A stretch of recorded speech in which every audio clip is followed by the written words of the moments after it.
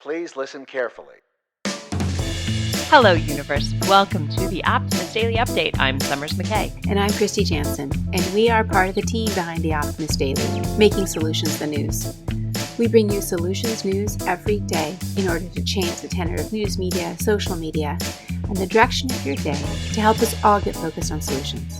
7 days a week, we publish positive news stories written by award-winning journalists and delivered online to your inbox and through our social channels. And also, we are sharing these solutions in a commute-worthy, walk-worthy, home office-worthy podcast. Today is Monday, the 13th of June, 2022. How are you, Kristy? I'm all right, Summers. It's been a bit of a weekend, Yeah?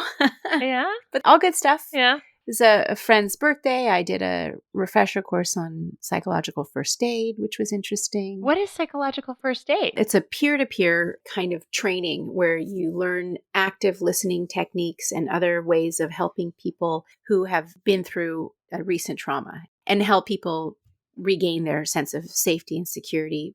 It was designed by Dr. Robert Macy and a few others at the National Child Trauma Institute, I think. It's a practice that can be deployed to people who are interested in how to offer sort of psychological first aid healing at the site of a traumatic event, whether that's a school shooting or a natural disaster, or in a case of like something that happens in a community that have people displaced and hurting and in grief. Mm-hmm. In a traumatic event, Mm-hmm. we have to think about our mental health because we get raw. Anyway, so that was part of my weekend, and that was really, really rewarding. And it just feels great to come together with people who are all interested in being strong supporters in the community. I love it. And then it was a friend's birthday party, so we met at a park, which was really nice. And yeah, so it was a good weekend. How about you? We had 104-degree temperatures here in Austin, Texas. Oh, yeah. Lots of pool time. We also had a friend's birthday party, one of Brennan's little 3-year-old buddies, because it's now the season where they're all turning 3, right? So birthday parties every weekend start. And her particular class is the age range where all of these kids have birthdays in the summer. And so every family is trying to figure out how to have a less than melting 3-year-old birthday party. And I anticipate there will be a lot of tantrums over the ensuing summer. We'll see. But I also did something funny. So I realized a few months ago that my passport had actually expired. Oh, it's already expired? Which is crazy. It's like legit expired, which is so not me to have not an international passport, but COVID, right? And I got my whole family passports, and Brennan has a passport, but mine still had time on it. And then, cut to a year later of COVID. So I took my own passport picture, because now you can actually take your own picture and have it printed and send it in. So it was just very funny because I was looking at all of my past passports and then, standing in my living room, and my friend had the camera, and I was like trying to give myself the best lighting possible. And it was just very funny. But I'm very excited because my passport is now in process of being renewed. And I'm really looking forward ahead to trying to start traveling again. I know you have some international travel coming up, and you have inspired me by your international travel that it might just be time to go explore again. It's been a long time. Hey, where are you going at the end of this month? The end of this month, I'm going to be headed off to Greece to participate in a salon that's focused on journeying towards the common good. And I'm really so excited about this. We'll be on the island of Patmos in Greece for 10 days with some really smart people, and I'm very excited about that. It's a community of journalists and writers and authors and thinkers and mental health people, and it'll be really interesting. Mm-hmm. Lots of different people. I mean, there's maybe 35 people, and I've only met them online, so I haven't actually met anybody yet, but I'm really excited about this. And then on the way back, I'm going to spend some time in Amsterdam with our writing crew. Several of them are there, and I'm so excited. Most of them I haven't met in person. We've been working together for 2 years, but it's been remote. And so that's my international travel. Right. Yeah. I love it. I think that international expansion is great. I am looking forward to going somewhere that I can see some sea life. I'm hoping maybe I can take my little girl to Roatan, and our family can go back to Roatan, and I can do some diving and maybe see some ocean. But yeah, the summer ahead is going to, we know that there's some some changes afoot, and we're excited for the journey. But passports and whale watching, that I think is my awkward transition to my story. I think it is. Yeah. Which is actually about sea life and is about whale watching. My headline reads, Australian whale watching season gets an early start thanks to conservation.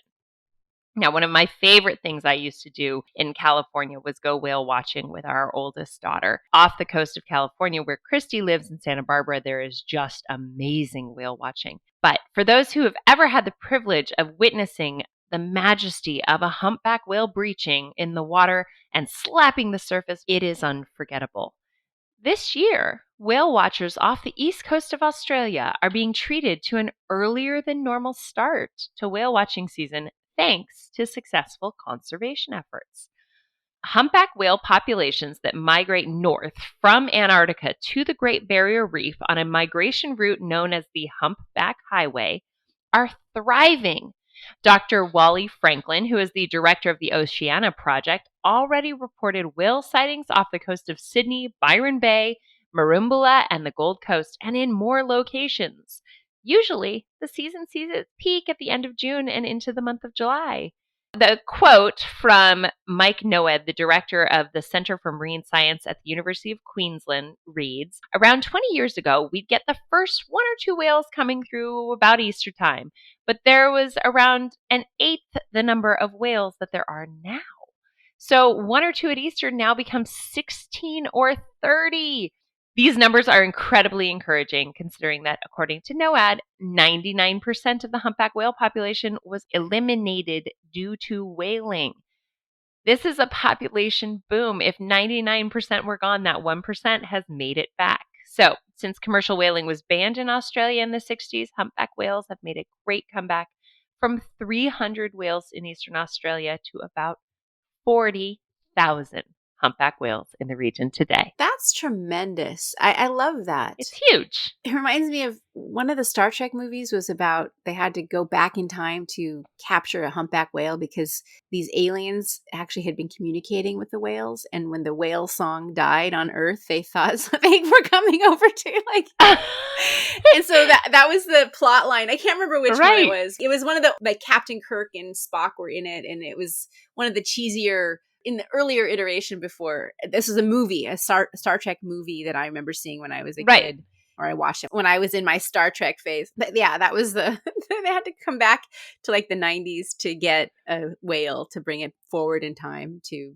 be able to have the humpback song. Anyway, so Star Trek was like early on the conservation. I think that's wonderful. Have you ever been to Australia? Actually, I have. Or New Zealand? I have both. I've been both. We sailed in one of our circumnavigation trips. We were in Australia, and I remember the northern coast, like around Darwin and places like that. There were so many various animals that could kill you. Between the jumping crocodiles and the poisonous jellyfish and the snakes that swam in the ocean, going in the ocean, not to mention the intense ultraviolet radiation you could get. So, you kind of, if you wanted to go swimming, you had to wear an entire bodysuit to keep yourself. I don't think I want to swim in that ocean. Might be a little bit better thank now. you. I don't know, but it was a really neat place, and I've been a little bit in like Brisbane and Sydney too. But yeah. I mean, we know that spending time with animals and learning from sea animals to land animals makes us better. So, what's your story today? I have a little bit of an animal story. Absolutely. This is another reason why preserving animals, not just to have the humpback song for the extraterrestrials that might be coming to, invade the planet, but what we can learn from the different animal species can really benefit human species also, and our understanding of how we work. My headline reads, researchers study animal evolution to advance women's health, which is interesting that it's specifically focused on women's health and different processes that are known issues for women's bodies. This article is focused on a new study which is published in PNAS Nexus by Dr. Barbara Natterson Horowitz of UCLA, who have been focusing on various processes that are found in the animal kingdom that can inform women's health, women's reproductive cycles, women's osteoporosis, which are clues that studying giraffes and sharks and bears could offer clues on how to treat infertility, osteoporosis, and other things that women particularly have to deal with. For example, the researchers found that over 130 species of mammals, including bears and fruit bats, can temporarily pause the development of embryos. Like once they've got a fertilized embryo in their body that's starting to gestate, there's something called embryonic diapause, which some mammals can do because of their unique genomes. And I think it's probably not something that they are planning to do, but something in the environmental condition makes their bodies know this is not a good time to get pregnant and have a baby. So just hang on to the embryo. Let's pause it. Huh. According to Natterson Horowitz, conception may not happen at the best time for a pregnancy.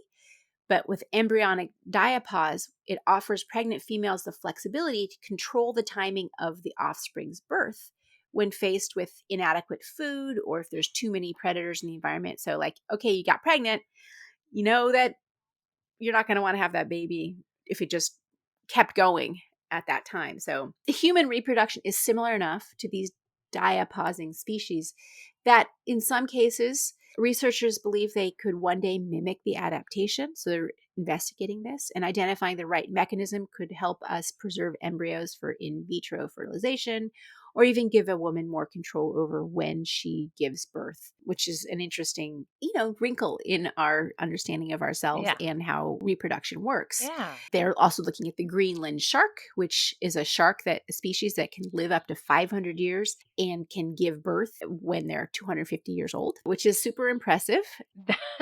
That is amazing. I would be exhausted at 250 to have a baby. Wow. They don't care for them quite as long. Yeah. They don't. Yeah. But understanding that phenomenon and how they work could be a game changer for women who have difficulty conceiving or have undergone chemotherapy and their body's fertility has been impacted. Another thing that is really common in female bodies is osteoporosis and bone fractures, which happen after menopause and also as we wind down and we become less active. That's why they recommend, continue to lift weights even if you're post-menopausal. But hibernating species like bears and marmots and squirrels, they somehow are managed to keep their bones super strong even when they sleep all winter, So understanding the biology and chemistry behind these strong-boned hibernators could help us improve the quality of life for women who are at risk for osteoporosis. Giraffes have the highest blood pressure of any species because of their extreme height. You need to have lots of pressure getting the blood up to their brains, but it's not a problem for pregnant giraffes, even though high blood pressure in people is very problematic especially when you have a pregnancy. So understanding how giraffes have adapted to their very high blood pressure all the time and how to emulate that adaptation could help us with human high blood pressure for mothers and babies, but also for high blood pressure in general. Yeah. So these are just a few examples of ways that understanding animal bodies, especially female animal bodies, and focusing specifically on the females of the species can inform our understanding of the female of our species. That's why I thought it was a cool story. Yeah, I think it is a very cool story. And we wrote that story about animal motherhood for Mother's Day. Mm-hmm. And just reminding, just that understanding the way that female bodies work is something that was not a priority for a long time. It was just sort of like assumed that female bodies were, the vagina was the inverse of the penis, right? Like it wasn't. Yeah, we're just smaller men somehow, as if that or smaller male animals somehow. So smaller, weaker males instead of something really unique and important to understand in its own right. Yeah, it turns out girls matter. So Kristy, we've gone on and on today, but we're running a little short on time. It's time to hop to another meeting. But there are some fantastic stories on today and tomorrow's Optimist Daily. Go ahead and check them out on the site. Yeah, go look at what's going on there. We're planning some changes and transitions. We're not ready to talk all about it yet, but stay tuned this week as that unfolds. But in the meantime, everybody, thank you so much for listening to today's Optimist Daily Update. We are always thrilled to be here. Summers, it's so much fun to share this podcast with you. And I love talking about these great solution-based stories that give us ideas on how we can affect our lives in a positive way and the people around us. We love doing that on the Optimist Daily. We do. And everybody, just be part of the solution-changing consciousness. Address our world's biggest challenges with that problem-solving mindset.